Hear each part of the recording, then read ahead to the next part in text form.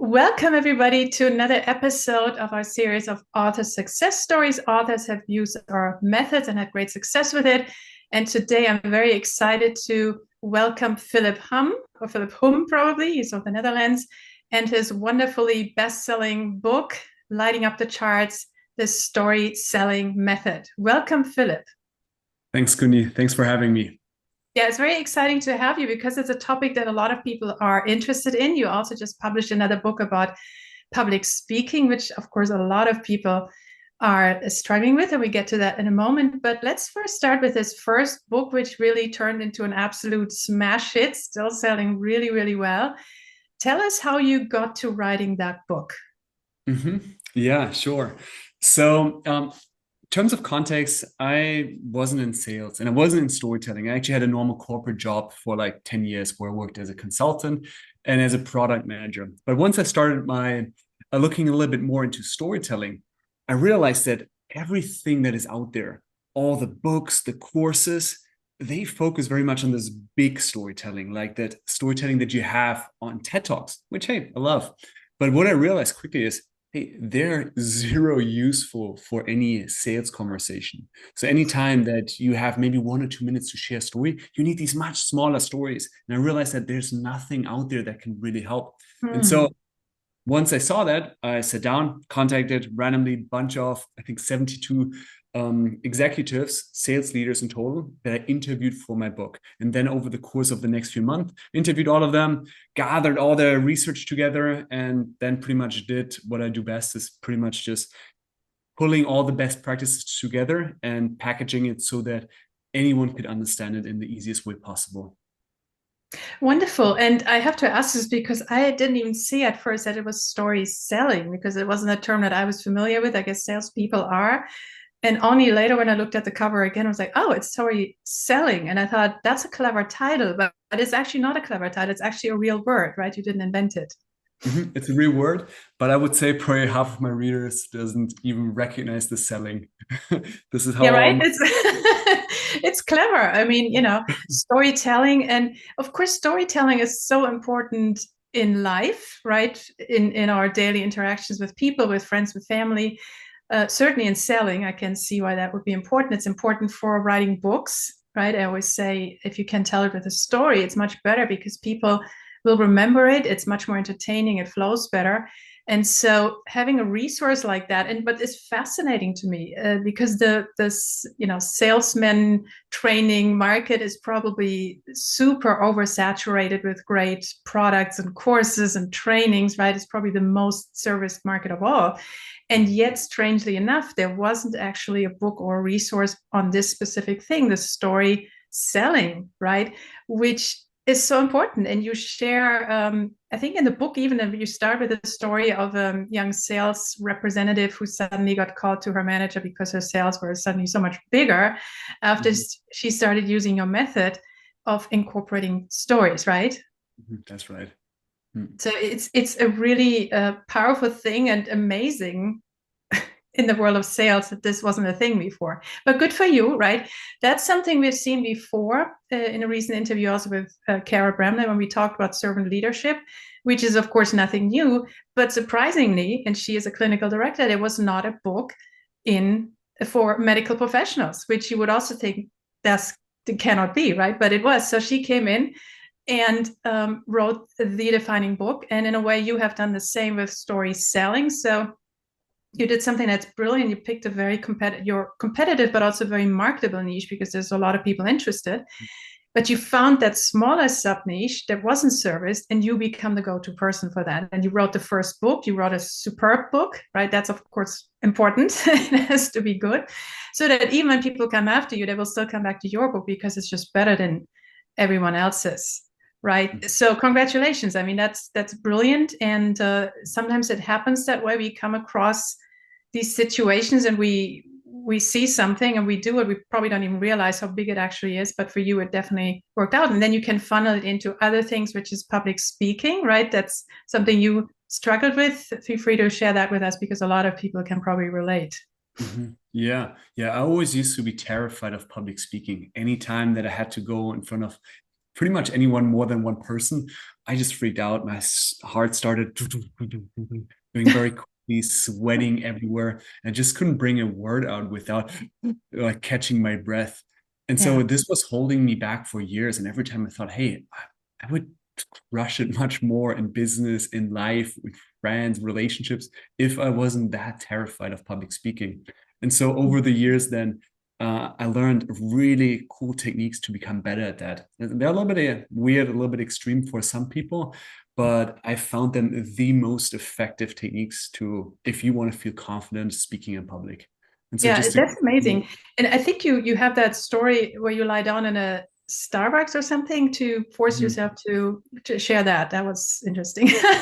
Yeah, so this whole thing is constructive embarrassment. And what does it mean? You put yourself on purpose in an embarrassing situation. So when I started off right away, I took out the list and like, oh, okay, this seems cool. And so I went to Starbucks around the corner, opened the door, found myself a cozy spot there, cleaned a little bit, but obviously it's still dirty. And then just, lie down on the floor. And as I was lying down, I think at one point I saw some shop worker there came to me and asked me, hey, are you right? I'm like, yes, I'm good. Just wanted to lie down. And on that day, I started constructive embarrassment. And that's really putting yourself on purpose in an embarrassing situation. And this is really the single most effective tool that I can recommend to anyone if they are terrified of public speaking, but also if they just want to go after life, if they don't want to think too much about what other people think. And so there are tons of options. You can go to Starbucks or coffee shop around the corner, lie down on the floor. You can ask the next person for a high five. You can sing in the subway. There are millions of chances to embarrass yourself, but it's really the single most effective tool if you want to become a better speaker. And I think it's probably when you do that, you realize it's by far not as bad as you thought it would be, right? Isn't that kind of the experience you had? Because I remember doing that with one summer when I was on my travels. I did everything I would have been scared of. Like, I'm not an adrenaline junkie. I'm not terrified of everything, but I just don't seek it out. Like, so I make myself jump out of airplanes and have these little biplanes flipping and roller coasters, all the things I would never normally do, right? And in every single instance, I found it was by far not as bad or scary as I thought it was. And it felt so empowering just to do it, even though I would probably never do it again. I still don't enjoy it, but the fear and it stopping me went away, right? And in a way, embarrassment is a fear as well, a certain type of fear. And by putting yourself, and just for people, you can start gentle. You don't have to go to Starbucks and lie down. It may not be for everybody, right? It can probably even start with just smiling at people. That might feel awkward at first, like deliberately smiling at someone, or whatever. I'm sure you have great examples in the book, but to realize when you do that, it's incredibly liberating. And the thing you were scared of is actually not at all. And it's just stopping you from something you could be great at. And now you're, looking to expand your career, possibly also into speaking engagements and for, larger audiences. You do a lot of coaching and consulting. You have a course, so you have a great business in that, executive coaching and so forth. And I can totally see you do that, because seeing you speak right now, you're obviously good at connecting with people, and you have something really important to share, which is also not that many people. So I just wanted to share that also with the audience. If we're afraid of something, that's even more reason to do it. And we pretty much everybody, we will find it wasn't as scary as we thought. I mean, unless it's something crazy, you don't want to jump into a snake pit or something, right? But reasonable. So that is great. Let me quickly, since we always quickly talk about the marketing too, I look here at the cover. It's actually a very overall relatively basic cover, but it's a color that sticks out. And as always, the headline is easy to read. And story selling, we missed that. And in public speaking with confidence. So the main keyword there, and it's been doing well. I know you followed our power launch and those techniques from the course. And I think you also had a number of BookBub ads, and you do Amazon ads, I'm assuming, right? Is there anything else you wanted to share that you do that keeps it selling? Yeah. So BookBub's Bub ads, I don't do actually. Maybe I should do that. I mean, the bigger promotion, I mean. The big one I did, yes, that one was a massive lift. Like this one, This one is really big. And luckily I got in, I think twice already, which was really cool. Which I is think fantastic. only the third time I wasn't accepted for the American market, but already twice. And then I think, yeah, it sold like 1,000 copies a day. Oh no, over like 3 or 4 days. So that was Yeah, really, and I mean, in 1 year, that's incredible, right? Of course, they need to give your book a break once in a while for their audience. Mhm. But it's a great compliment also for the quality, because they really look for that, and you get massive sales. I was talking about Amazon ads, which I'm sure you Mhm. do as well as the usual long-term thing. But it also, I think, would have gotten a big push initially with the power launch as we do it. And then you have a topic that is under service that people are looking for, Mhm. and you write a good book about it. You had a lot of reviews. I remember you were very active with the launch team, more so than anyone I think I've ever seen. And I usually recommend at least having 100 people, because only a third of them will do it, and so on and so forth. And you were like, oh, I will have at least have that, and lots more, right? So that's awesome, because that's usually a big challenge. So share that with us, how you work with your launch team. Mhm. Yeah, with the launch team, what I did, oh, something broke. Ah, there I am back. Okay. With the launch team, what I did, I was just very active before, because I thought I'd rather invest the time initially to have a big launch team than at the end have to always, it has so many little reviews. It's not competitive. So I spent more effort there. And what I did is, I have a newsletter, and I pretty much just invited everyone from the newsletter in there. I also invited people on LinkedIn to join that launch team, pretty much anywhere in social media and my newsletter. And then my goal was really to have as many people as possible. If I could, in hindsight, I think my launch team was maybe 150 people. I think for the third book, I'll try, I don't know, 300, 500 people, because Mm. every extra person, every extra review that one can have on launch date, it's incredible. It just makes the entire book journey after easier. So big fan there. I suggest, yeah, just hustle before the launch there, because it has a Mm-hmm. huge payout going forward. And then what I did once I had them, I was just very transparent and communicating. I'm like, hey, okay, in 4 weeks the book is up. Then 2 weeks before I sent the book. Then one day before launch, I said, hey, tomorrow's the launch is going out. And so I was constantly reminding people. It felt sometimes also a little bit cringy, right? Because it's almost like in sales, you're doing follow up here. But at the But you end, have to. you People have forget. to, yeah, Yeah. you have I to. mean, And it's at the it's end, really important. And you're giving them a free copy of your book, like an advanced reviewer copy. So they're getting some value, and it's a topic that they're probably interested in. Where did you look for reviewers, aside from, I guess, friends and family, or colleagues? How did you find so many? yeah, it was lots of past clients, I would say. Past clients, I sent them an email, Perfect. Yeah. and then newsletter mailing list there. Yeah. Mm-hmm. Which you also, Also, yeah. some I have a Facebook group as well, and there posted it as well, and so there I got some traction as well. So pretty much scattered all over, but I would say the biggest lift was newsletter. Mm-hmm. Which you also built to the book, I would think, the first book, uh, with, Hmm. a, with a lead magnet in there, which is so important, which is a great way to build a mailing list on autopilot, especially when the book is selling really well, That's right. for people to have a freebie that you give in exchange for their email address, and people join. And especially during the launch period when the book is selling well, that's a great time to build your mailing list. And then you can market your next book to them, and they will be ready to go. They will be excited to join. So the second time, it's always a lot easier than the first time as well. But even the first time you had that. And your writing style is very conversational, very well structured, but also conversational. And you had some pointers on how to approach it, not to go to a fancy coffee shop and let the news hit you, but rather to treat it as a business, right? That's right. Yeah. Yeah, because I think this is the big fear that people have. And to be honest, I think maybe like 3 years ago, I thought that I would never write a book in my life. I thought, hey, if ever, I might get a ghostwriter. But then I actually read another book, which is called Write Useful Books. And there's something clicked that helped me think, hey, this thing is much more as if I was launching an MVP for a business. Let's say I'm Mm. doing a pilot for a business. And so then just sit down, hey, what's the goal of the book? What's the structure of the book? And then you pretty much just fill in the blanks. And if you don't know something, interview someone. So what I realized there is it is much more of a business project than Mhm. this super creative project where like, inspiration, come on, look for me. This didn't happen for me. So I would say see it much more as a business project and then just be diligent of following. And also, I got inspired a lot by other books. Let's say I read this one book. You probably know that 100 Million Offers by Alex Hormozi.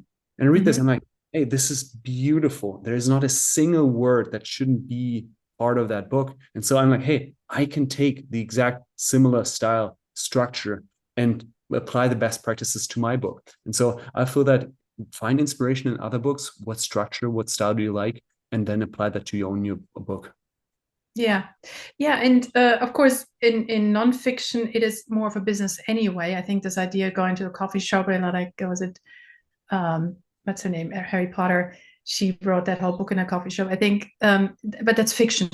Fiction is different. You really need a muse a little bit more. It's not it's business too, but it's just different. But in nonfiction, especially when you write a business book, it is really a tutorial that you write for people, right? So it's not about the muse, it's about the information and how can you present it in an easy to follow way, with maybe action steps and things like that, that people can follow. So it's a very much more left brain approach than a creative book would be in like a fiction book.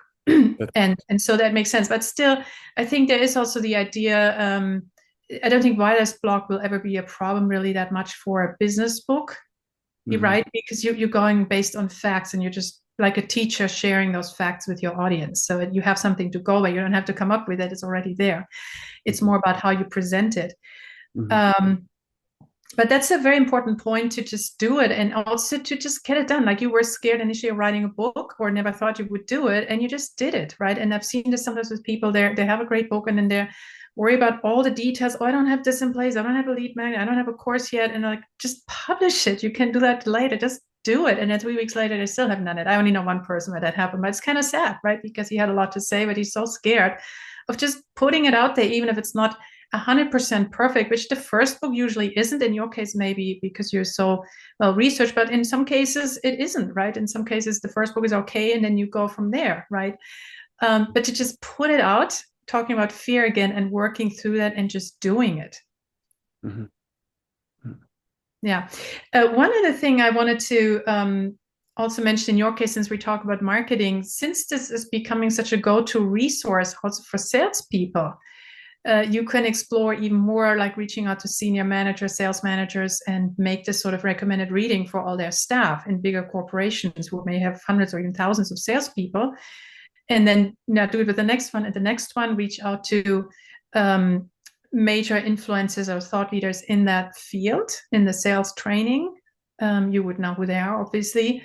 Send them a copy, see what they say. They may really like it. And without you even asking them, they say, this is awesome. I'm going to send this to my list and recommend it, right? Not only could you get a blurb from these people going forward, right, like a recommendation, but you also get the traffic, right, from their audiences, as I always say, other people's audiences, OPA.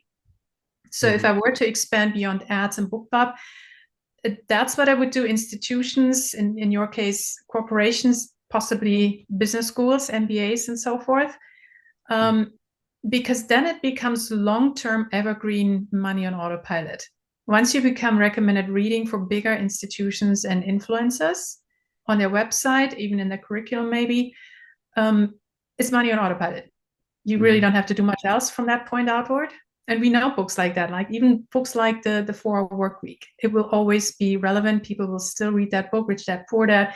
There's books that people just constantly even read 20 years later, as long as they're still relevant. And story selling will always be relevant. It's not going out of fashion. It will always be important. So when you build that network over time, you can literally just sit back. First of all, get more and more clients, get more and more speaking engagements that will come out of that naturally. You will be invited automatically, and it's money on autopilot.